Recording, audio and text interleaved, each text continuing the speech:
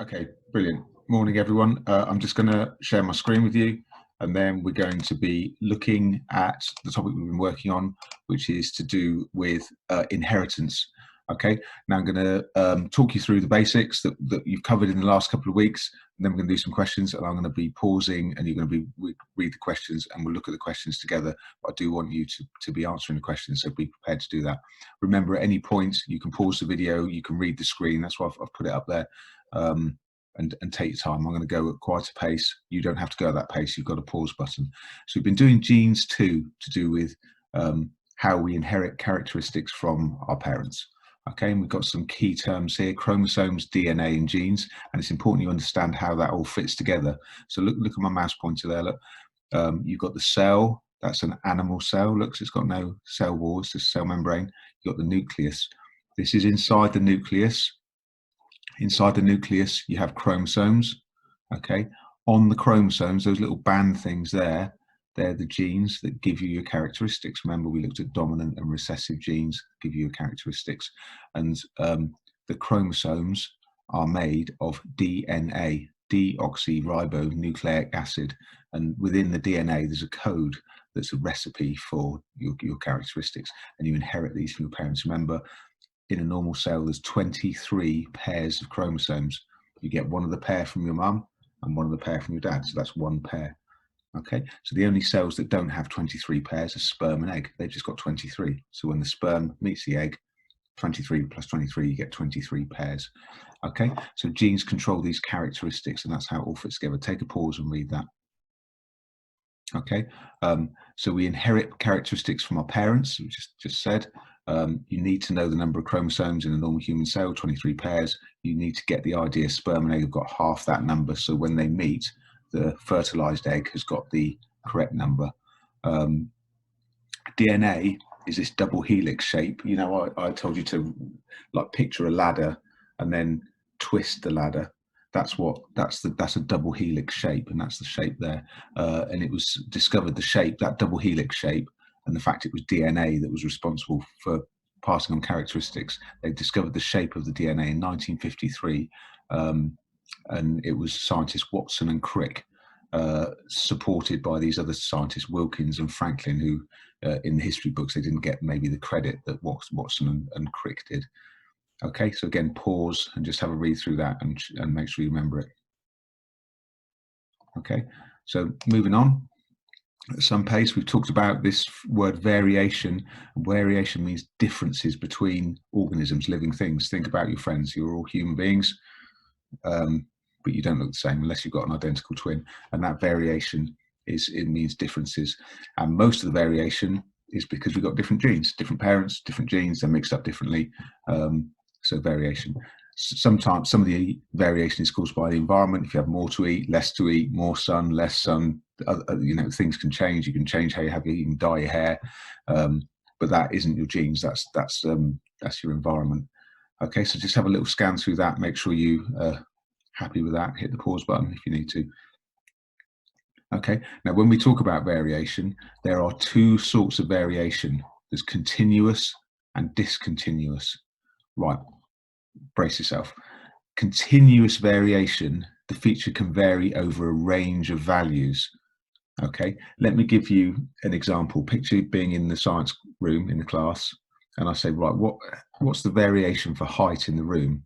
We don't just have big or small. You know, we haven't got big, medium, and small. Everyone's a slightly different height, and we could measure with a tape all the different heights, and probably no two numbers would be the same. And within a normal range, you can have any height in between that. Okay, from 3 feet tall to 7 feet tall. That's continuous variation. It's not one thing or another. If we looked at discontinuous variation, we could say something like eye color. And I could say, right, if you've got blue eyes, stand in that corner of the room, gray eyes, that corner, brown eyes, that corner. I don't know, it's probably green eyes, probably another couple. There's probably 5 or 6 eye colors, and everyone would fit into one of those groups. Okay, that's discontinuous variation. You're one thing or another, and it might be a choice of 5 or 6 things, or it might be male or female. You know, it might be one thing or another. So continuous, it can be any number, like your height, within a range. Obviously, no one's 20 feet tall, but within a range, it can be any number. Discontinuous, you're one thing, you've a limited number of choices. I'll give you a little example I've shown you before. You stick your tongue out, I can roll my tongue, I can make my tongue go like that. People can either do that or they can't. It's a gene that controls that. It's discontinuous variation. You can either roll your tongue or you can't. There's nothing in between. You've either got earlobes or you haven't. There's nothing in between. It's discontinuous variation. Okay, right. So again, read through that. Read through that. So you got it. It's another word. A person's blood group. What do you think? Continuous or discontinuous? It's discontinuous. You've got a fixed blood group. There's, I don't know, 5 different blood groups. I don't know how many there are. It can't be just any reading. Okay, so happy with that. Now, because living things are different to each other, this leads to something we call natural selection, and you're going to have to take some time and read through this. Here's an example. In nature, you have red squirrels and green squirrels, and they compete with each other for food. Out there in nature, there's not enough food for every living thing to eat as much as it possibly wants, and they compete with each other. And the ones that are best adapted will survive, and the ones that aren't so well adapted won't survive. And this is why grey squirrels have taken over in this country a little bit from red squirrels, because they're better adapted to get food. So they take over and they survive into adulthood, and they pass those genes on to their children, and those genes allow the children to compete better, and they pass those genes on. And so over time, the best adapted living things will survive and pass on their genes. Okay, the ones that are less well adapted won't survive, won't have offspring, and their genes aren't passed on. It's quite a big idea, and I think we'll probably have to do a lesson just on that natural selection. So pause and read that through. It's just what I've said, but pause and read that through. Okay, here's a classic example. Giraffes have long necks due to natural selection. Here's the savannah in Africa, I guess. The food is at the top of the trees. Anything sort of at ground height has got already eaten. And look, you have variation in the lengths of the necks of the giraffes. The shorter giraffes just don't survive, so they don't have children. So the giraffes that have children have got the longer necks, and they pass on the genes for longer necks to their children. And over generation to generation, only the long neck giraffes pass on their genes. And so the giraffes as a population ends up with longer necks. It happens over generation to generation. It doesn't happen to one giraffe and doesn't suddenly get a longer neck. The longer neck ones get food, survive, and can therefore pass on their genes. And so their children are more likely to have longer necks because you like your parents. Okay, the short neck ones don't survive, and so the shorter neck gene just disappears out of the population. Okay, read that through. Quite a big idea, very big, important idea. Okay, if you're not well enough adapted, the species can become extinct, and you become extinct when they're gone, or there's just one left and you can't breed. And that's extinction happens a lot. It's happening all the time. You're just not necessarily aware of it.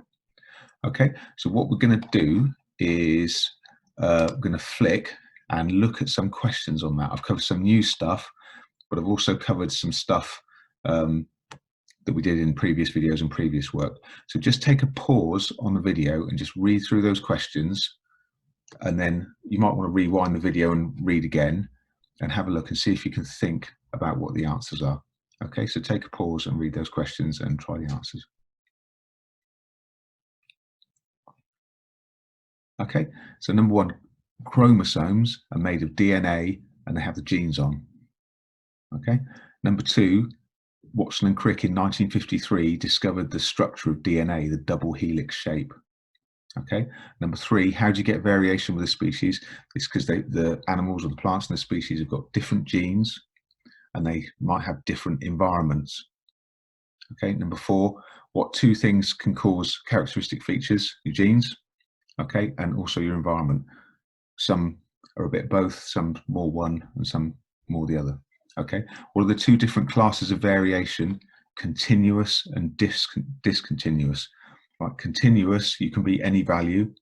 Discontinuous, it's a choice of one thing or another, or maybe another. Okay, how can scientists help maintain biodiversity? We didn't really talk about this. Flick and have a look at that.